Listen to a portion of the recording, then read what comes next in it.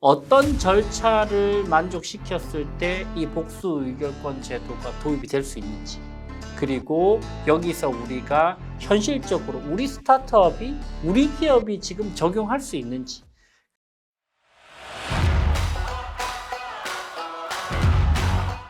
경영권 분쟁 전문가 주주스쿨의 류지연 변호사입니다. 오늘 여러분들과 함께 복수 의결권 제도에 대해서 자세히 살펴보도록 할 텐데요. 이 복수 의결권 제도는 사실 오랫동안 논의를 해와서 2023년 4월 27일에 국회 본회의를 통과를 했고요. 벤처기업 육성에 관한 특별조치법 개정안이죠. 그리고 나서 그 시행령 일부 개정안까지 입법 예고가 돼서 2023년 11월 17일에 이 복수 의결권 제도가 이제 현실에서 적용이 될 수 있게 되었습니다.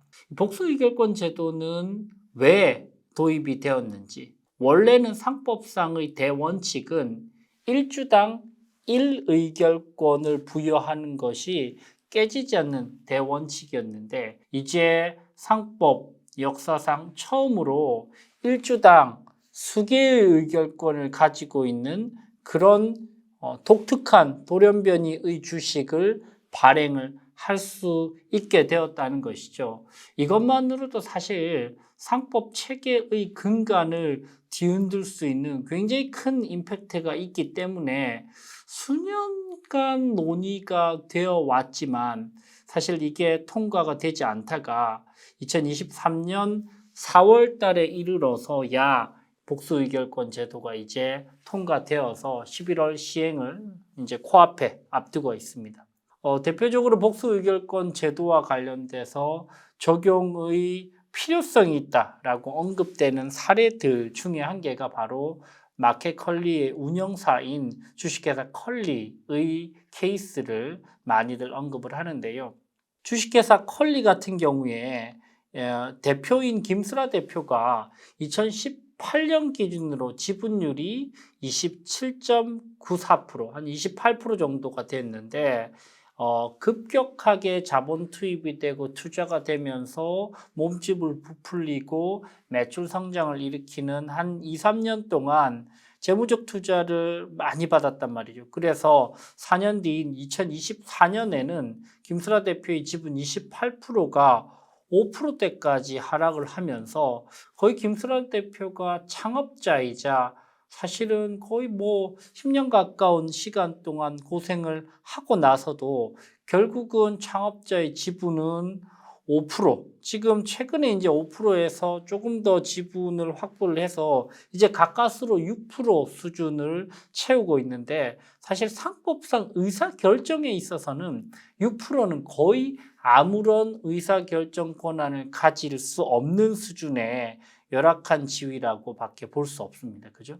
상법상 중요한 의사결정은 주주총회 특별결의 66.7%, 67%를 확보를 해야 되고요. 주주총회 과반 결의는 51%를 확보를 해야 되고, 그리고 과부동수면 50대 50, 그리고 최소한으로 본인이 주주총회 특별결의를 방어할 수 있는 지분율도 34%를 확보를 해야 되는데, 그것도 아니고 6%라고 하는 것은 사실은 의결권과 관련돼서는 거의 아무런 영향을 미치지 못하고 끌려다닐 수밖에 없는 그런 지분권이란 말이죠.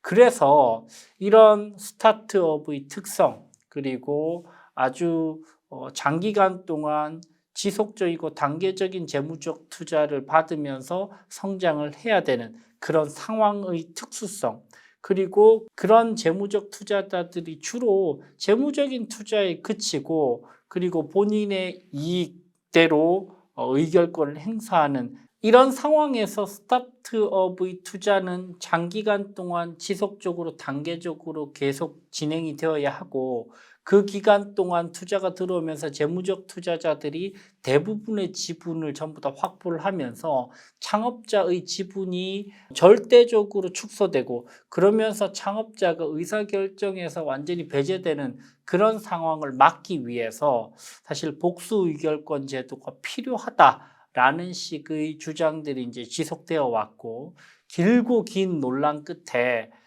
복수 의결권제가 드디어 도입이 되게 되었습니다. 근데 사실은 반대로 한번 뒤집어서 반론을 생각해 보자면, 아니, 재무적 투자자들도 사실 굉장히 막대한 돈을 투자를 해서 리스크 감수를 하고, 그리고 재무적 투자자들도 의결권을 가져야 하고, 그런데도 불구하고 창업자라는 이유만으로 복수 의결권을 행사할 수 있는 그런 막강한 권리를 주는 것이 창업자라고 해서 그게 허용이 되는 게 맞느냐라는 식의 반론이 있을 수도 있는데, 그래서 결국 이 복수 의결권 제도가 도입이 되었음에도 불구하고 이런 반론을 불식시키기 위해서 굉장히 특수하고 또 제한적인 조건을 모두 갖출 때에만 복수 의결권을 허용하는 방향으로 가닥이 잡혔습니다.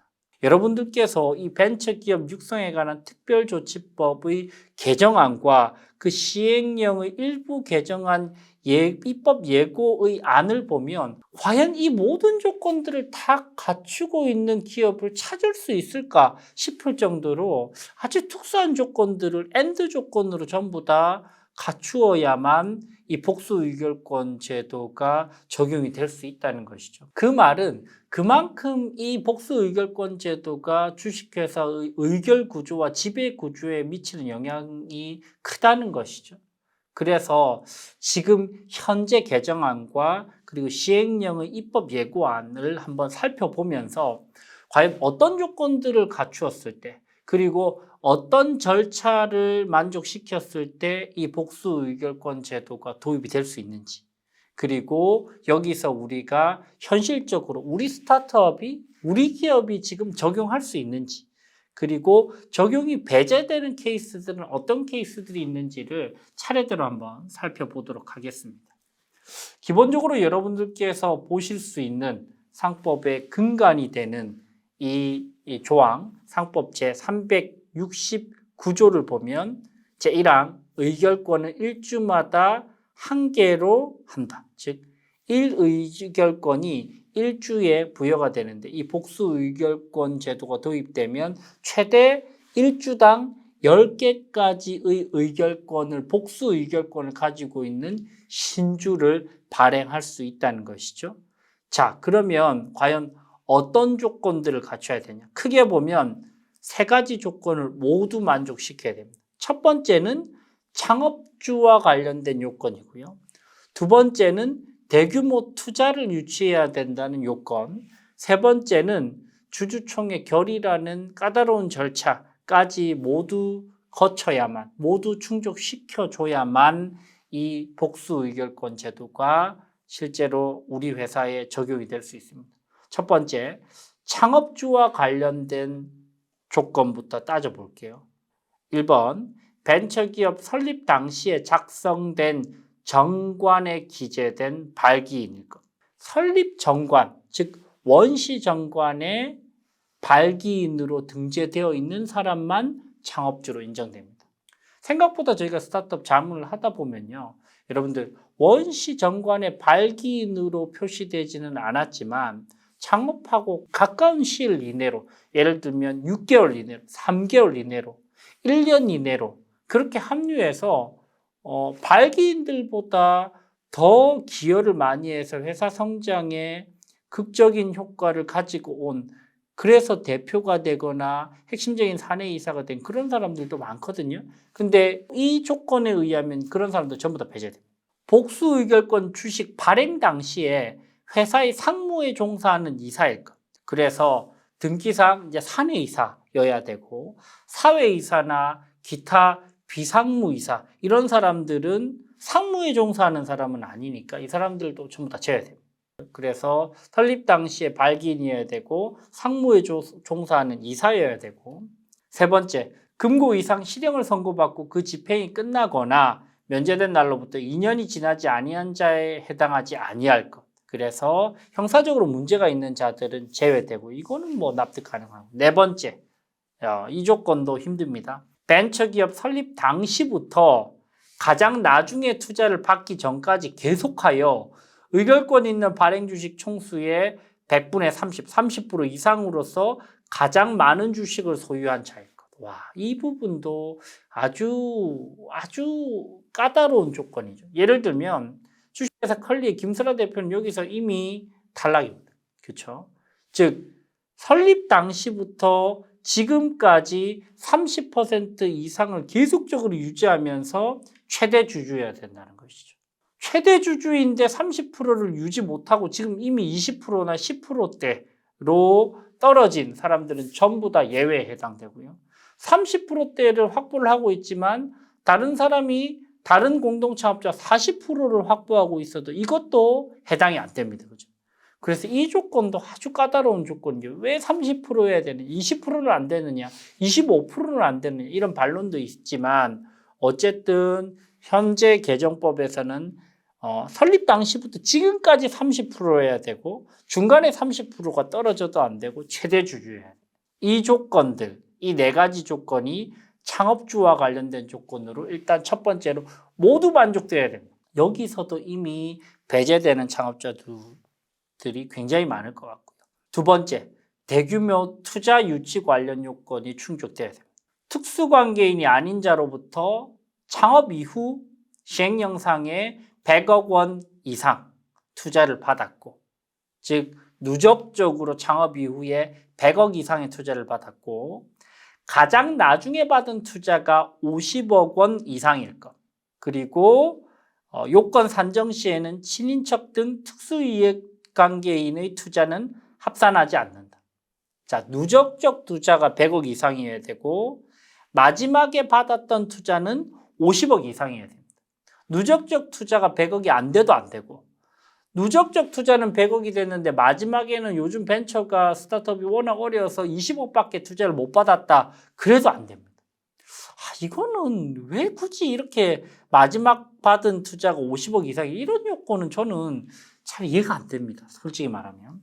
그리고 요건 산정 시 친인척 등 특수관계인의 투자는 합산하지 않는다. 뭐 이거는 납득 가능할 것 같아요.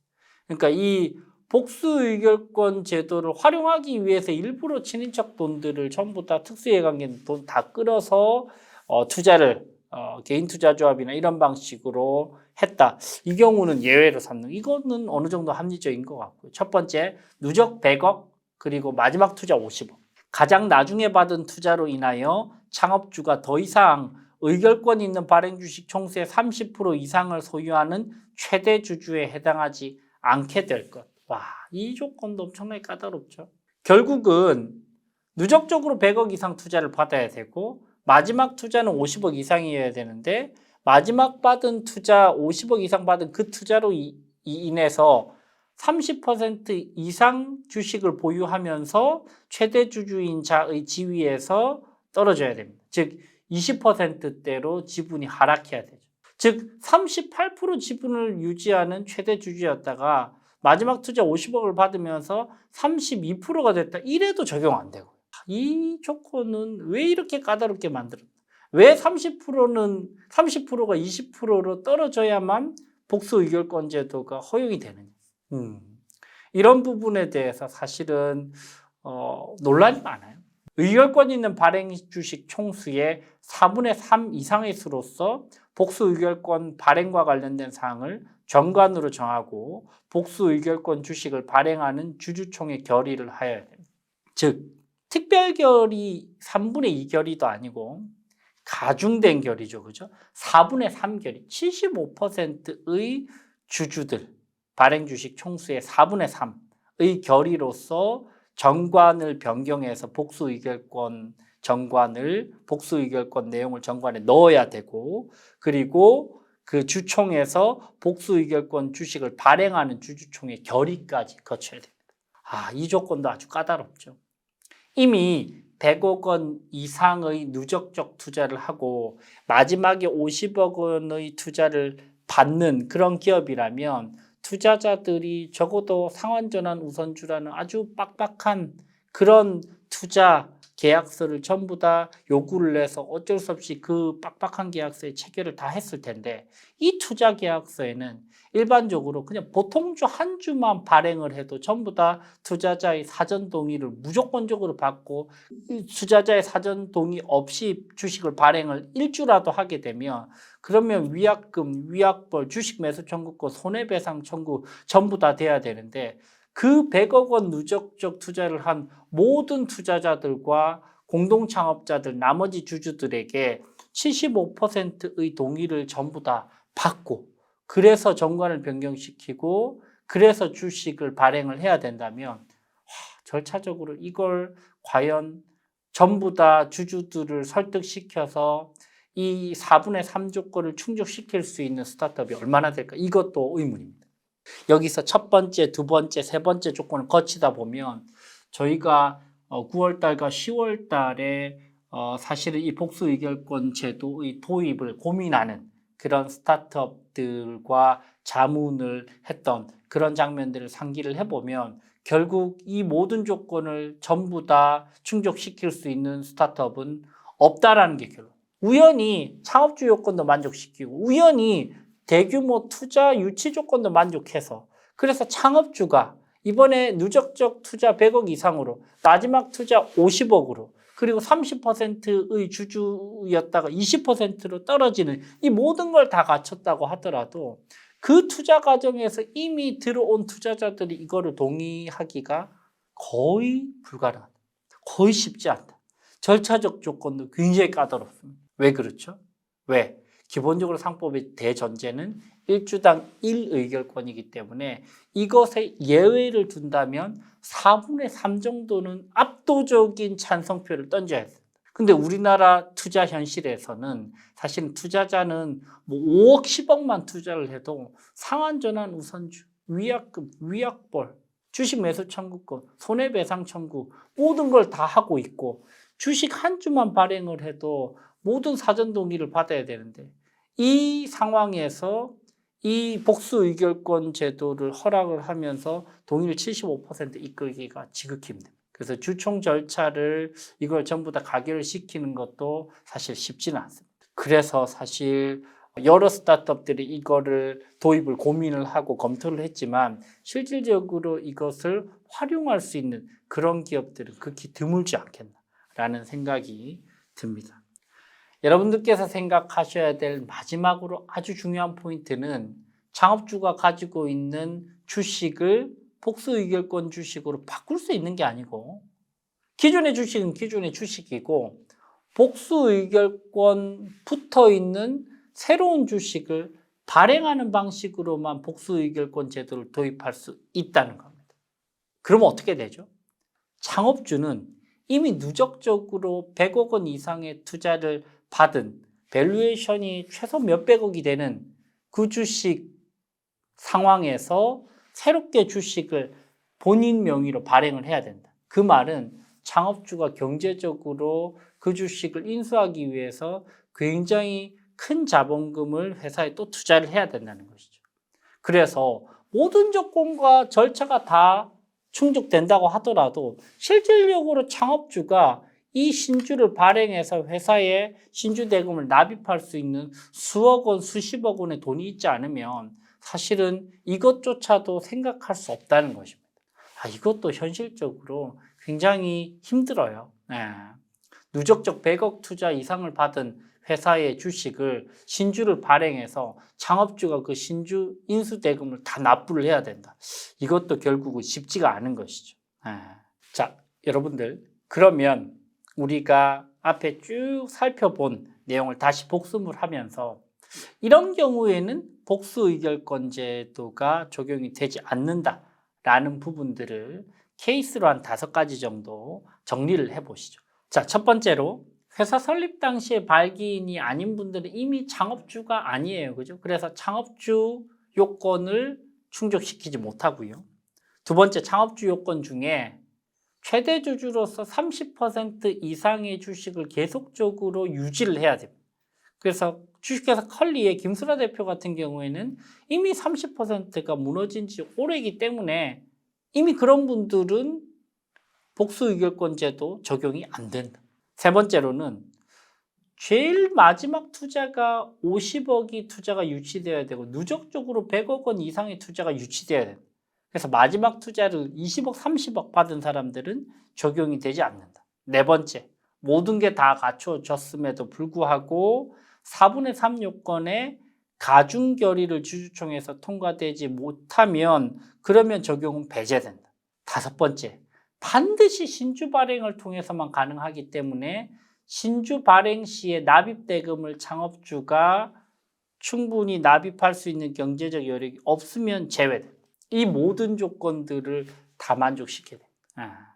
자, 오늘 여러분들과 함께 복수의결권 제도에 대해서 쭉 살펴봤는데요. 어쩔 수 없이 이 법안이 통과되면서 안 되는 부분들에 대한 제안을 굉장히 많이 했어요. 그래서 아주 제한적으로만 적용되고 있다는 것을 우리는 확인을 해볼 수 있고요. 그럼에도 불구하고 내가 우연히도 이 조건들을 모두 만족시켜서 우리가 정관을 수정을 해서 그리고 주주들을 전부 다 설득을 해서 이번에 복수의결권 제도를 도입하겠다라고 하시는 분들은 여러분들 어떤 타이밍에 1주당 10개까지 의결권을 붙인 그런 신주를 발행할 수 있기 때문에 몇 개의 의결권을 부여할 것인지, 그리고 신주 발행 단가는 어떻게 할 것인지, 그리고 추후에 그러면 20%대로 떨어진 창업주의 지분율은 그러면 어떻게 변동이 되는지, 그리고 의결권과 관련된 부분은 결국 51%의 우호 지분을 확보하기 위해서 이런 행동들을 할 텐데 과연 51% 우호 지분이 확보가 될 수 있는지 여러 부분들을 여러분들 좀 종합적으로 해석하시고 전략을 짜셔서 도입 여부를 결정하시기 바랍니다. 지금까지 주주스쿨의 류지연 변호사였습니다. 감사합니다.